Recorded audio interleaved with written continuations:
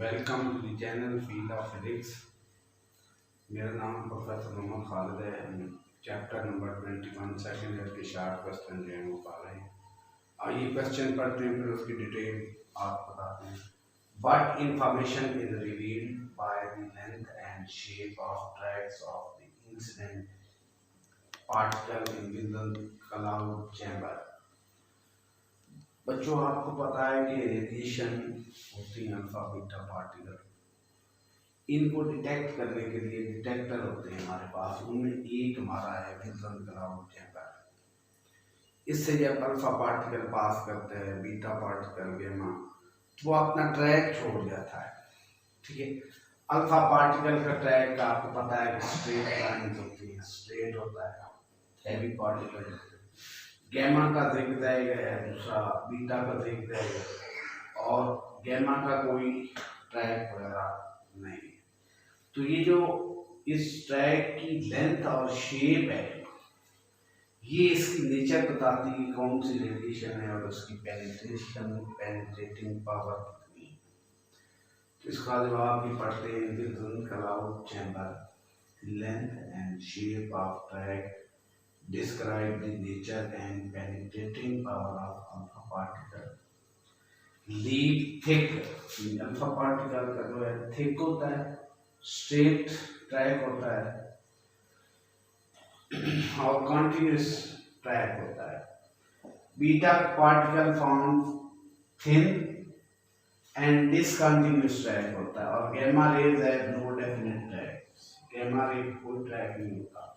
तो हमें पता चल जाता है इससे कि जहाँ पे थिक्स और स्ट्रेट ट्रैक हो तो यहाँ से अल्फा पार्टिकल पास किए, और जहाँ पे थिन ट्रैक हो, डिसकंटिन्यूस हो, बीटा पार्टिकल का ट्रैक होगा, और जहाँ पे ट्रैक कोई ना हो, डेफिनेट ट्रैक ना हो, वो गैमा रेज वहाँ से पास। तो ये इंफॉर्मेशन मिलती है। Next question, why must GM counter tube for detecting alpha particles have a very thin end window? Why does a GM tube counter tube for detecting gamma rays not need a window at all? जब आप GM counter से, ये भी detector है, ये भी detector है, इस डिटेक्टर से जब आप अल्फा पार्टिकल को डिटेक्ट करते हैं, आपको थिन विंडो, पतली विंडो रिक्वायर्ड है। अल्फा पार्टिकल उससे पास करता है, थिन विंडो लगाते हैं, और जब गैमा रे को आप डिटेक्ट करते हैं तो उसके लिए थिन विंडो नॉट रिक्वायर्ड है। ठीक है, तो थिन विंडो, ठीक है, अल्फा पार्टिकल के लिए लगाते हैं। अल्फा पार्टिकल की पेनिट्रेशन पावर जो है वो कम है, आयोनाइजेशन उसकी ज़्यादा है, इसलिए वहाँ पे थिन जो है विंडो लगाते हैं ताकि अल्फा पार्टिकल एंटर हो सके। GM counter tube for detecting alpha particle has a very thin window because penetrating power of alpha particle is very small. वो थोड़ा पेनिट्रेट करता है इन द मीडियम, ये बहुत ज़्यादा आयोनाइजेशन करता है, और आयोनाइजेशन के दौरान इसकी एनर्जी लॉस हो जाती है, तो पेनिट्रेशन इसकी कम है। A thin window allows the entry of alpha particle into the tube. तो थिन विंडो भी लगा दी उस सिलिंड्रिकल ट्यूब में तो अल्फा पार्टिकल एंटर हो जाए। उसके बाद GM counter tube detecting, GM counter tube detecting gamma ray does not need a window because penetrating power of gamma ray is very high. Gamma ray की penetrating power बहुत high है, तो वो आगे पेनिट्रेट कर जाता है, उसके लिए रिक्वायर्ड नहीं है, ये थिन विंडो भी रिक्वायर्ड नहीं। ठीक है, ये इसका आंसर है। और अगला सवाल, डिस्क्राइब द प्रिंसिपल ऑफ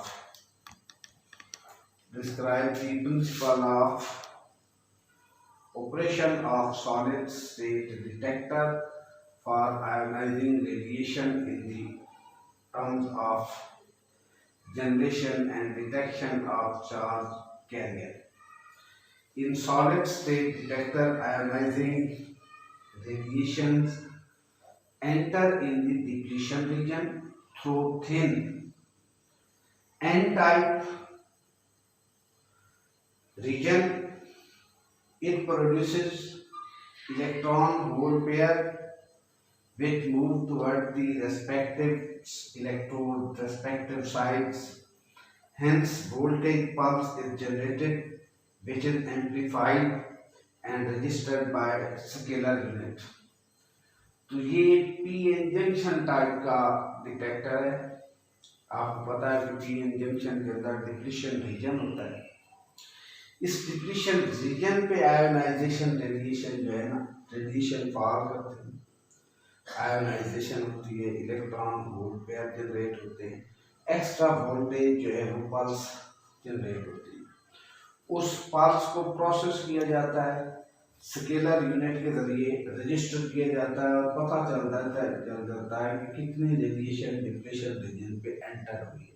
ये बेसिक फंडामेंटल प्रिंसिपल है सॉलिड स्टेट डिटेक्टर रेडिएशन का, कि डिप्लीशन रीजन पे रेडिएशन पड़ती है, वहां पे डिप्लीशन रीजन पे इलेक्ट्रॉन होल पेयर जनरेट होते हैं और वो रेस्पेक्टिव साइड पे मूव करते हैं और एक करंट वोल्टेज की पल्स जनरेट होती है और वो पल्स रिकॉर्ड हो जाती है बाय स्केलर यूनिट। उसका मैग्नीट्यूड इंडिकेट करता है how much radiations strike the depletion region. ये इसका बेसिक या फंडामेंटल प्रिंसिपल। उसके बाद है ये नेक्स्ट क्वेश्चन है, what do you mean by term critical mass. Critical mass का कितना जो है क्या मतलब है। Such a mass of uranium in which one neutron out of all the neutrons produced in the fission reaction can produce further fission। ये अगर हम डिटेल से फिशन रिएक्शन को पढ़े ना, यूरेनियम 235 पे एक thermal neutron slow neutron incident करे तो न्यूक्लियर फिशन स्टार्ट हो जाता है। यूरेनियम दो न्यूक्लियस में बट जाता है, बेरियम क्रिप्टॉन एक प्रोबेबिलिटी है, मैक्सिमम प्रोबेबिलिटी इसकी है, और 3 एक्स्ट्रा न्यूट्रॉन निकलते हैं। अब उन 3 न्यूट्रॉन को अब्जॉर्ब करवा दें, या तो अब्जॉर्ब करवा दें, एक न्यूट्रॉन बचे जो फर्दर फ्यूजन करे, ठीक है, या आप यूरेनियम का ऐसा मैस सिलेक्ट करें जिसको क्रिटिकल मैस कहते हैं कि ऑटो ये हो, उसमें से जो न्यूट्रॉन बाकी वो निकले 3 निकले, एक फिशन करे, अदर जो है वो वेस्ट हो जाए, ठीक है, स्कैटर्ड अवे हो जाए, स्कैटरिंग भी हो जाए। ऐसे मैस को क्रिटिकल मैस कहते हैं। Such a mass of uranium in which one neutron out of all the neutrons produced in the fission reaction can produce further fission। 3 neutron पैदा होते हैं, 3 में से 2 की स्कैटरिंग हो जाए, ऐसी उसको रखा ऐसा जाए, वो क्रिटिकल मैस होगा, एक फर्दर फिशन जो करे, that is critical mass. That is the last, इस आज के लेक्चर का लास्ट क्वेश्चन है, what factor make a fission reaction difficult to achieve. अब फिशन और फ्यूजन ये उल्टे। फिशन रिएक्शन में आप देखते हो कि एक स्लो न्यूट्रॉन यूरेनियम 235 पे स्ट्राइक करता है, फिशन रिएक्शन होता है। यहाँ पे एक बड़ा हैवी न्यूक्लियस टूटता है, ब्रेकअप होता है 2 छोटे न्यूक्लियाई में, और फ्यूजन इसके उलट है कि 2 स्मॉल न्यूक्लियाई मिलके एक बड़ा न्यूक्लियाई बनाते हैं। ये दोनों स्मॉल न्यूक्लियाई जो होते हैं पॉजिटिवली चार्ज होते हैं, ये जब मर्ज टुगेदर होते हैं, मर्ज टुगेदर होने से इनका आउटपुट प्रोडक्ट बनता है, उनकी बाइंडिंग एनर्जी पर न्यूक्लियन बहुत ज्यादा होते हैं। ये रिएक्शन भी स्टेबिलिटी की तरफ जाता है, ये रिएक्शन भी स्टेबिलिटी की तरफ जाता है, ठीक है। तो ये इनके ये सेम पॉजिटिव चार्ज होता है 2 न्यूक्लियाई, लाइट न्यूक्लियाई के दरमियान, उनको करीब लाना बड़ा मुश्किल है, उनके दरमियान स्ट्रॉन्ग रिपल्सिव इलेक्ट्रोस्टैटिक फोर्स होती है, उसको ओवरकम करना ये बड़ा मुश्किल होता है। For free reaction the positively charge nuclei, दोनों न्यूक्लियाई पॉजिटिवली चार्ज हैं, शुड कोलाइड ईच अदर, दोनों एक दूसरे के साथ मिलेंगे, टकराएंगे, तब फ्यूजन रिएक्शन होगा। With very high speed, this high speed can be achieved in 2 ways. In both speed से आप दोनों को एक्सेलरेट करें, एक्सेलरेट करके एक दूसरे से टच करवाएं, फ्यूजन रिएक्शन हो जाएगा। कैसे करते हैं? By accelerating the nuclei in an accelerator. ये न्यूक्लियर एक्सेलरेटर एक स्पेशल पर्पज के लिए बना डिवाइस है, मशीन है। तो उससे एक न्यूक्लियस को एक्सेलरेट, दूसरे को फिर उनको कोलाइड करवाते हैं ताकि फ्यूजन रिएक्शन हो सके। एक तरीका ये। दूसरा, by creating very high temperature about 10 million degree, तो बहुत ज्यादा टेम्परेचर अगर आप क्रिएट कर देंगे तो न्यूक्लियाई इतनी एनर्जी अटेन कर लेंगे, थर्मल काइनेटिक एनर्जी के, दे विल फ्यूज टुगेदर, जैसा कि सन में हो रहा है, वहाँ फ्यूजन रिएक्शन हो रहा है, दोनों न्यूक्लियाई फ्यूज टुगेदर हो जाएंगे और न्यूक्लियर फ्यूजन हो जाएगा। ठीक है, तो ये दोनों प्रोसेस, न्यूक्लियर एक्सेलरेटर की अरेंजमेंट करना और इतना बड़ा टेम्परेचर क्रिएट करना, ये दोनों मुश्किल है। ठीक है, ये दोनों प्रोसेस मुश्किल है। ठीक है, ये वाला process 10 million degree Celsius achieve किया जाता है जब आप न्यूक्लियर फिशन करेंगे, तो वहां से ये टेम्परेचर आपको मिलेगा और उस टेम्परेचर पे दो लाइट न्यूक्लियाई मर्ज होकर एक हैवी न्यूक्लियस बनाएंगे, थोड़ा सा हैवियर न्यूक्लियस बनाएंगे, फ्यूजन रिएक्शन हो जाएगा। ठीक है, इस प्रोसेस को, ये दोनों